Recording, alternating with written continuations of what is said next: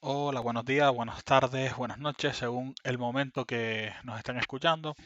En el vídeo de hoy le quiero explicar, bueno, qué es el arrendamiento, qué es un arrendamiento, los tipos de arrendamientos que existen y sobre todo las obligaciones que tenemos como arrendador y arrendatario. Empecemos. Lo que es el contrato de arrendamiento viene recogido en el artículo 1542, perdón, de nuestro actual Código Civil. Los tipos de arrendamientos que existen son los arrendamientos de cosas, de obras o servicios. En esta exposición vamos a hacer hincapié principalmente en lo que es el arrendamiento de las cosas. De acuerdo, comenzamos. Lo que tenemos que saber, antes que nada, es diferenciar las dos figuras que aparecen en este tipo de contrato. Por un lado está el arrendador, que es la persona que se obliga a ceder el uso de la cosa, a ejecutar la obra o prestar el servicio. Y por otro lado tenemos al arrendatario, que es quien adquiere el uso de la cosa, el derecho o la obra y servicio. Esas son las dos figuras principales que van a aparecer en un contrato de arrendamiento. Bien, las obligaciones del arrendatario están incluidas en el artículo 1555 del Código Civil y destacan principalmente lo siguiente: a pagar el precio del arrendamiento con los términos convenidos, a usar la cosa arrendada como como un diligente padre de familia, destinándola al uso pactado y en defecto de lo pactado al que se infiera en la naturaleza de la cosa arrendada según la costumbre de la tierra, y a pagar los gastos ocasionados en la escritura de contrato.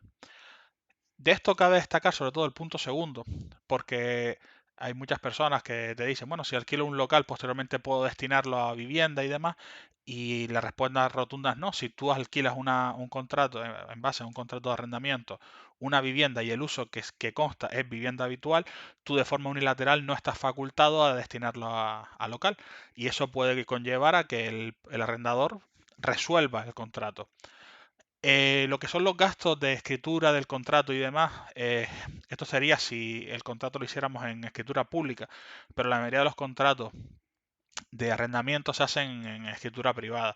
Son muy escasos los contratos que se hacen en escritura pública, son los que están en el artículo 1280 del Código Civil, los que son obligatorios, y son muy raros los contratos de arrendamiento que lo elevamos a público.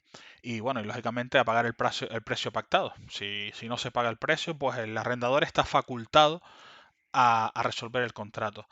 En la infografía que juntamos aquí, también hablamos de otros derechos, pues derecho a negociar la renta, lógicamente, pues eso se presupone, todo contrato puede ser negociado entre partes, está dentro de la voluntad de las partes, que es un principio general del derecho, bueno, del derecho de la contratación. Derecho de adquisición preferente. El derecho de adquisición preferente es un derecho que tiene el arrendatario por ser arrendatario. ¿Qué pasa? En la mayoría de los contratos se suele quitar y privar de este derecho al arrendatario. Con lo cual tendremos que estar muy atentos que si el día de mañana quisiéramos comprar una vivienda o quisiéramos adquirir la vivienda de forma preferente, pues tendríamos que estar atentos que no nos privamos este contrato. Finalizar el contrato antes de los 6 meses. Esto es una facultad, un derecho de desistimiento que tiene el arrendatario. Están en los primeros artículos de la ley de arrendamiento, y faculta al arrendatario a resolver el contrato. ¿Qué pasa? Que dependiendo del número determinado de años, perdón, que queden por cumplir, pues el arrendatario tendrá que indemnizar. Por ejemplo, si nos queda por cada año que quede por terminar el contrato, pues hay que indemnizar al arrendador con un mes de renta. Hacer reformas, eh, bueno, hacer reformas en caso de discapacidad para el propio cónyuge y demás. Bueno, esto es una facultad que podemos pedírselo al arrendador, y también se lo podemos pasar a la comunidad de propietarios. La comunidad de propietarios también puede estar obligada a hacer una serie de reformas para adecuar la vivienda, no solo para los propietarios, sino para los ocupantes de esa vivienda. Las obligaciones, pues, bueno, y también pago de la fianza. La devolución de la fianza está condicionada a que la vivienda se devuelva en un estado óptimo. Y el arrendador tiene un plazo máximo de un mes para devolver la fianza. Si pasado un mes no ha devuelto la fianza, pues eso conlleva una serie de perjuicios para el arrendador.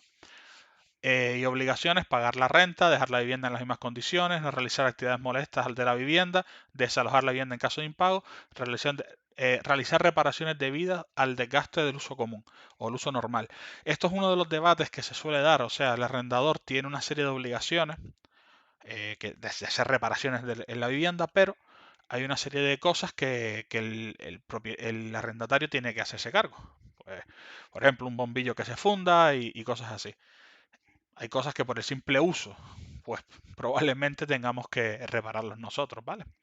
Y no ceder el contrato, pues no ceder el contrato, esto es un poco más discutible, porque no ceder el contrato, al fin y al cabo, si el propietario no nos prohibió un subarriendo, podríamos subarrendar, pero bueno, no ceder el contrato, estamos hablando de que lógicamente eh, si que nos lo autorice el arrendador no lo podemos hacer.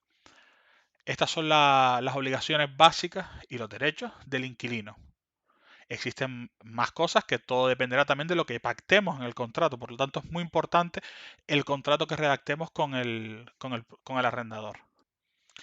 Vale, ahora pasamos a lo que son las obligaciones del arrendador. El arrendador está obligado a entregar al arrendatario la cosa objeto del contrato, hacer en ella durante el arrendamiento todas las reparaciones necesarias a fin de conservarla en el estado de servir para el uso que ha sido destinado y a mantener al arrendatario el goce pacífico del arrendamiento por todo el tiempo que estuvo el contrato en vigor o que el tiempo que esté el contrato en vigor. Esto lo tenemos en el artículo 1554 del Código Civil. De todo esto, lo que para mí o lo que puede llevar un poco más de controversia es el punto segundo, ya que muchas veces cuando se alquila o se arrienda una vivienda, suele haber muchas discrepancias de qué obras son necesarias para, pues, qué obras son necesarias o qué obras son las que tiene que realizar el arrendador.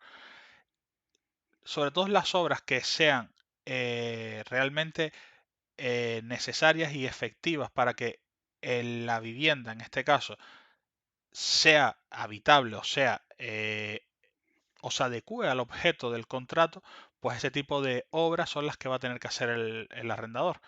Ya pueden ser roturas, por ejemplo, de una pieza de baño, una gotera que hace pues prácticamente inservible la vivienda y cosas así. Este tipo de obras pues son los que provocan muchas veces conflictos y es muy muy importante que cuando se realice un contrato de arrendamiento queden muy claras qué es qué obra tiene que hacer el arrendador y qué obra va a tener que hacer al arrendatario. Como dijimos anteriormente, el arrendatario solo tiene que reparar aquello que se deteriore por el simple uso. Pero lo que es el arrendador, la mayoría de las obras tiene que realizarla él. Por otro lado, en la infografía que también aportamos aquí en el vídeo, se pueden ver una serie de obligaciones y derechos que que tiene el arrendador. Vamos a hablar de cada uno de ellos para que podamos explicar cada uno por si puede generar dudas. Por un lado tenemos los derechos que tiene el arrendador pues son negociar la renta del alquiler como la duración del contrato. Esto es relativo porque al fin y al cabo tú puedes negociar hasta cierto punto, ya que hay una serie de años que vienen marcados por ley que no podemos, o sea, no podemos poner un contrato menor al tiempo que viene marcado por ley. Con lo cual, a día de hoy los contratos tienen una duración entre particulares de 5 años. Menos de eso no se puede pactar, porque ya sería otro tipo de contrato, un contrato de una vivienda vacacional o otro tipo de cosas. Pero un contrato por menos de 5 años para vivienda habitual no se puede porque ya que la ley de arrendamientos urbanos ha previsto esa duración. Después, reclamar una compensación por finalizar el contrato antes de tiempo. Esto es como le comentamos, el arrendatario tiene un derecho de desistimiento, pero ese derecho de desistimiento puede ejercerlo, pero tiene que indemnizar dependiendo del número de años que queden por cumplir. Por lo tanto, imaginemos que nos quedan 3 años, pues esos 3 años tenemos que pagar un mes de renta por año que quede pendiente. Quedarse por té de fianza si se provoca un perjuicio, una rotura en la vivienda, lógicamente. Desahuciar el inquilino si se impaga, pues claro que es lo normal. Y rescindir el contrato para recuperar la casa para sí mismo o para alguno de los familiares en primer grado. Por el otro lado, tiene una serie de obligaciones como pueden ser entregar el justificante del pago del alquiler. Eso, la mayoría de las veces suelen ser transferencias, por lo tanto, eh, el propio pago a través de la cuenta bancaria, ese es el propio comprobante. Devolver la fianza, mantener el contrato de alquiler pese a que se cambie de propietario, pagar los impuestos y las tasas municipales. A ver, los impuestos y tasas municipales y comunidad de propietarios, la comunidad de propietarios sobre todo es un impuesto, no, bueno, no es un impuesto, perdón, es una obligación que tiene el propietario por ser dueño de una vivienda. Esas obligaciones están en el artículo 9 de la ley de propiedad horizontal y muchas veces muchos propietarios en los contratos que suscriben con sus inquilinos eh, derivan esa responsabilidad al inquilino. Cosa que muchas veces yo no recomiendo, porque al fin y al cabo, si se deja de pagar la cuota de comunidad por el inquilino, la comunidad va a demandar al propietario. O sea, no vamos a ir contra el inquilino. Por lo tanto, es una cosa que yo no recomiendo. Si tenemos una vivienda y la vamos a alquilar, no es recomendable derivar esa responsabilidad al inquilino. Y por último, reparar los elementos necesarios para conservar la vivienda en condiciones de habitabilidad sin subir por ello el alquiler.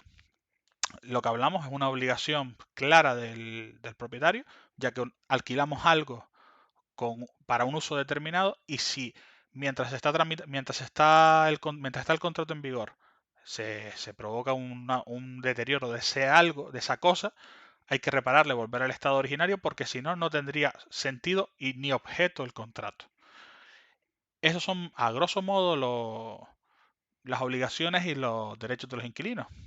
Pueden ser mayores según lo que pactemos en contrato, pero eso es lo que marca la ley.